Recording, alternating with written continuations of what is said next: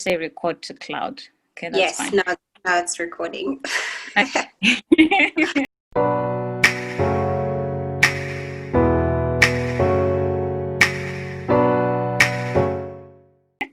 How are you? I'm good, thanks. How are you? Sorry for the technical issue you're on. No, it's fine. At least we managed to figure it out.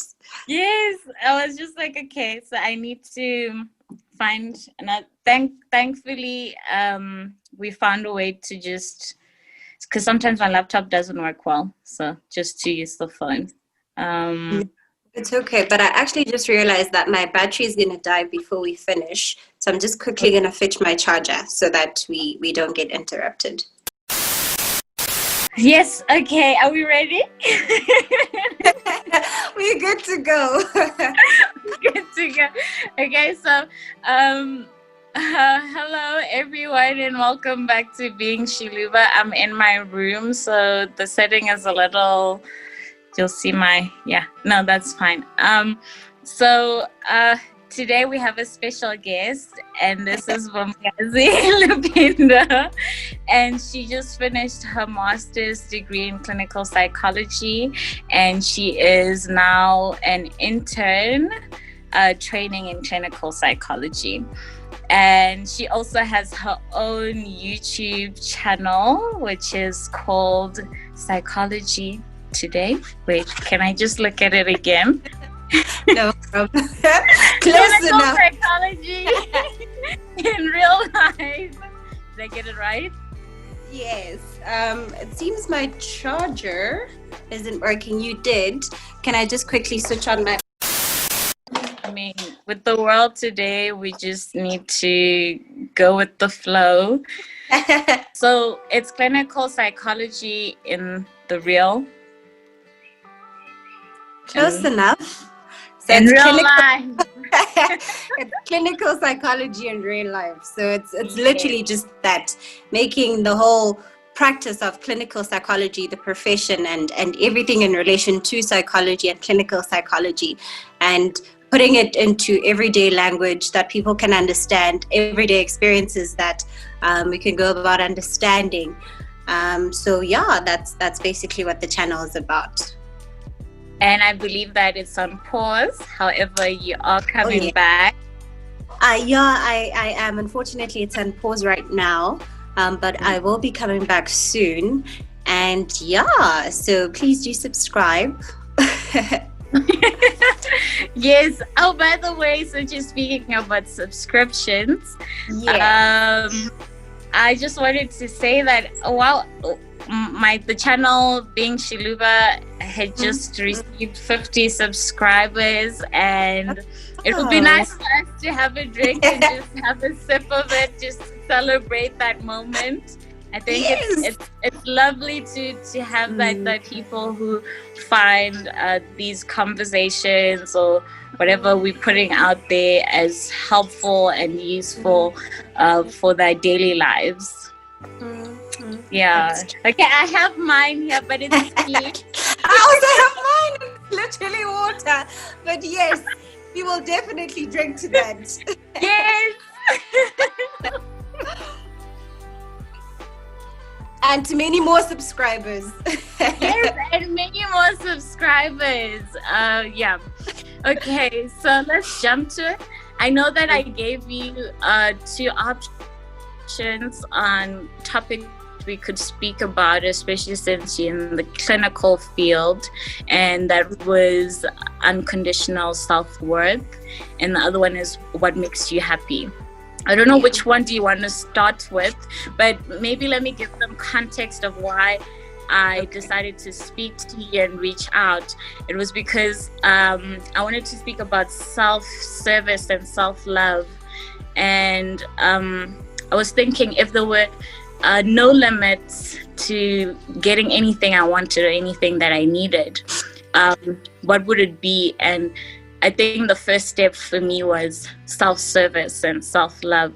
And when I saw your Instagram pictures and the kind of statuses you had, they really depicted like what self-service and self-love is. And I was like, okay, let me try, let me see.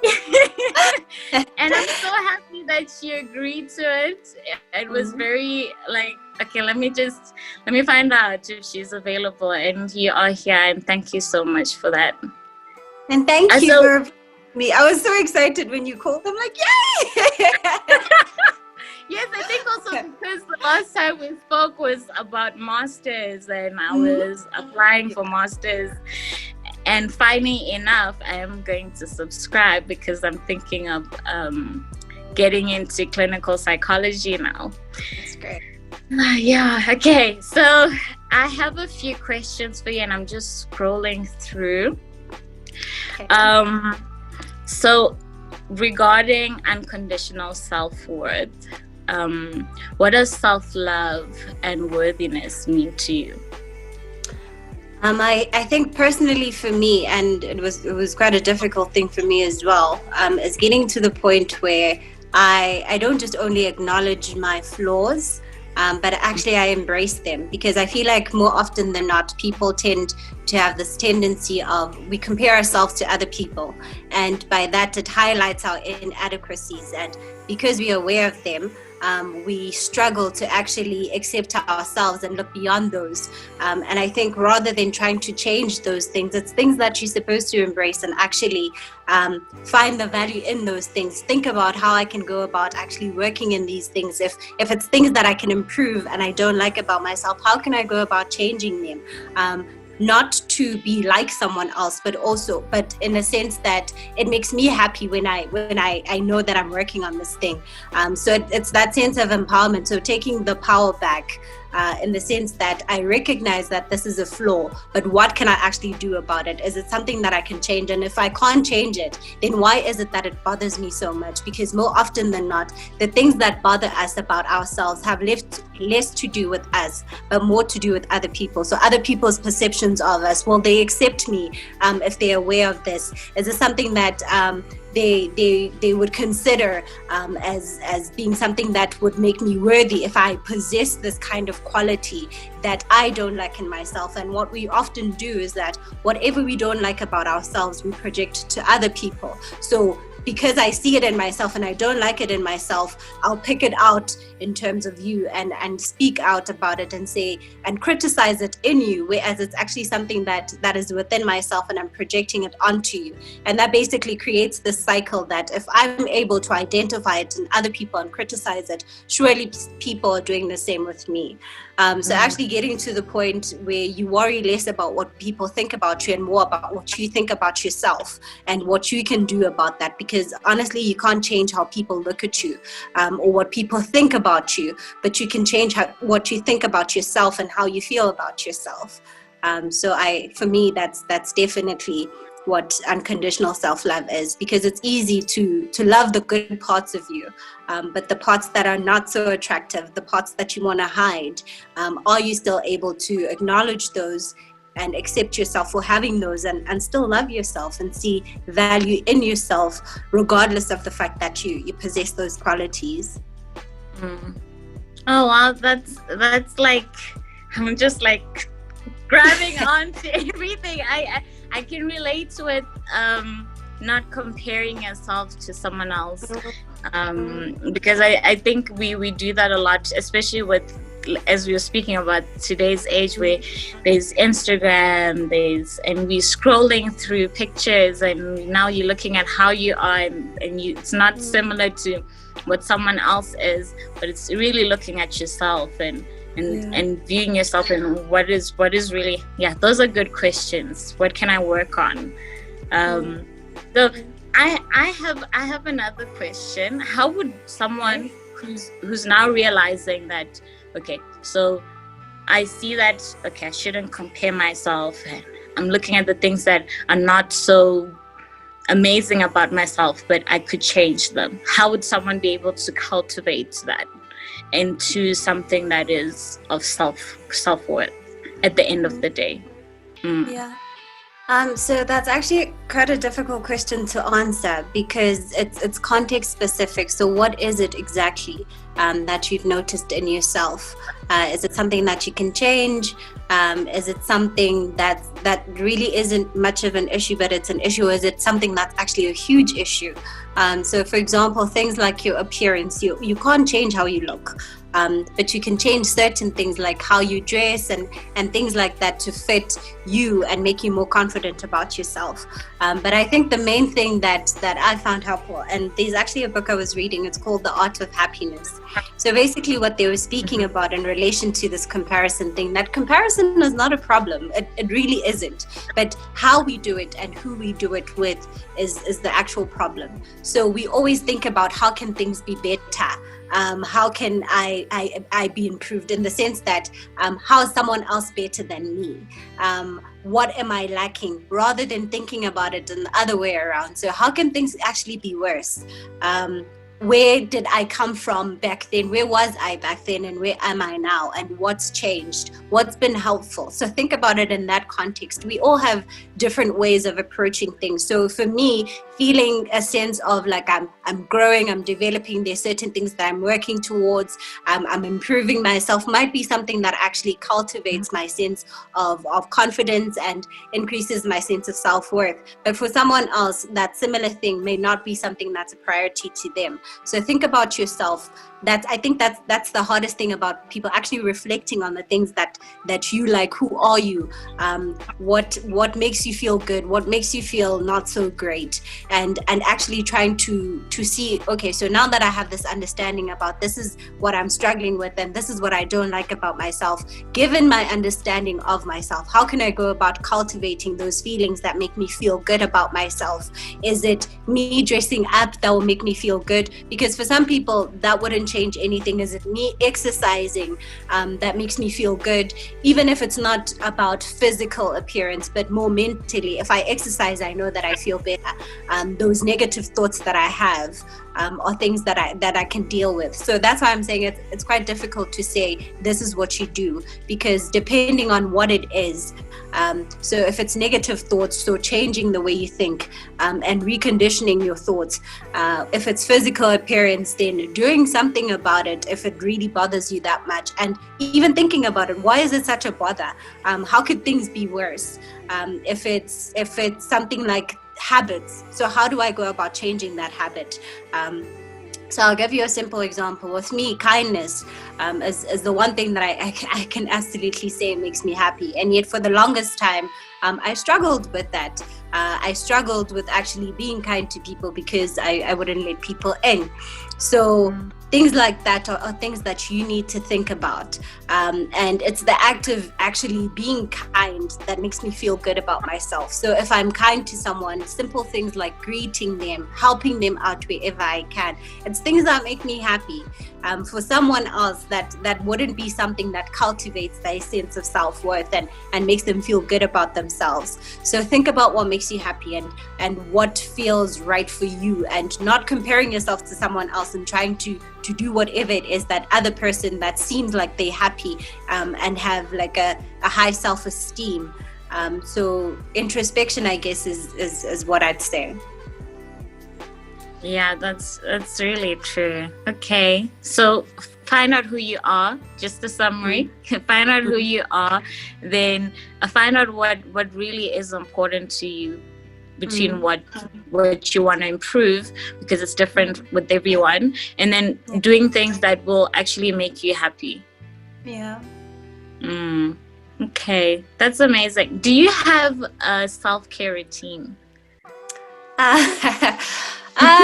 Honestly, I don't. I have a routine, but I do actually. Yes and no. And I say yes and no because I didn't consider it as a self-care routine, but it's just the way I go about doing life. And I guess part of that is in itself a form of self-care routine. So I do try, like, if I think about my working hours, like, it's really hard to squeeze in time to do anything outside of the clinical work. So I do try to do things like when I wake up in the morning, actually make more time So rather than waking up at a certain time, I'll wake up at 5 in the morning so that I can exercise before I can actually shower. So making sure that I'm doing things like that. Weekends, I always put time aside for literally just doing nothing aside from things that keep me calm, things that I enjoy, or even just literally just sitting and doing nothing. I find that that's quite important for me because I'm constantly working, be it I'm working sitting on a chair thinking about stuff or actively writing reports and those kind of stuff. So it becomes quite difficult. And actually making time for people in your life. If I think about last year, I even had to tell my family that actually during my master's year, I'm not going to have time. But that's something that I've been very conscious of this year, actually making time for the people you care about. Because as much as we want to focus on whatever it is that we're doing, but that kind of support is actually what keeps us going. So I think the one thing that I have to say is that we often overwork our bodies without necessarily taking care of them. And those are the things that we actually need to do these things. So if your body is not taken care of, that means whatever task that you need to do, you're not able to do because you physically and mentally don't have the capacity to actually do those things. So yeah, like making time for yourself and giving your body a break and listening to your body. So when your body says I'm tired and you just keep pushing, obviously you're going to burn out at some point. But with that being said, it's not an excuse to procrastinate or be lazy and just say, no, my body's tired, so I'm not going to do anything. So holding that in mind and thinking about things that actually work for you. For some people, going out for walks and things like that are part of self-care. We usually think it's huge things like going to the spa and eating out or whatever.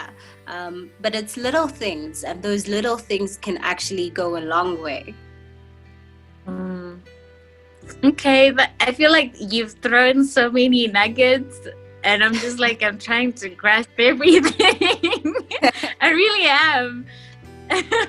So it just to like put it down into 5 steps. What would those be into like self-care? I think just think about the various aspects of your being. There's your physical sense of self. So how do you take care of yourself physically? So that constitutes things like food, exercising, those kind of stuff, or all things that contribute to you physically. Mentally, so mentally can be various aspects. So psychologically, how are you feeding yourself? How are you taking care of yourself psychologically, emotionally?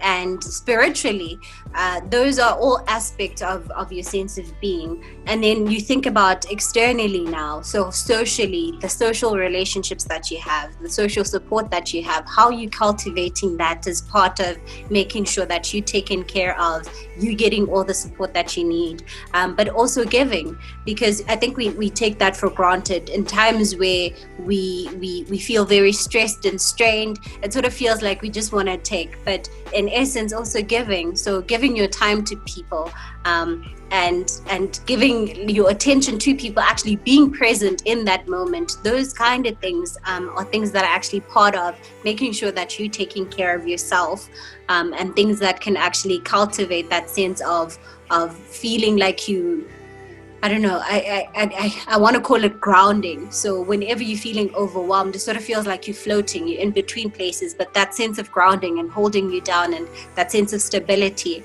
So I don't have any practical steps, honestly, and it's not something that I actually thought about, but thinking about yourself holistically as a being and how those parts of you are all being fed and nourished, rather than focusing on just one aspect of your sense of self. Okay, can I actually stop you a bit? Please move back to when you got outside, because now there's a bit of wind.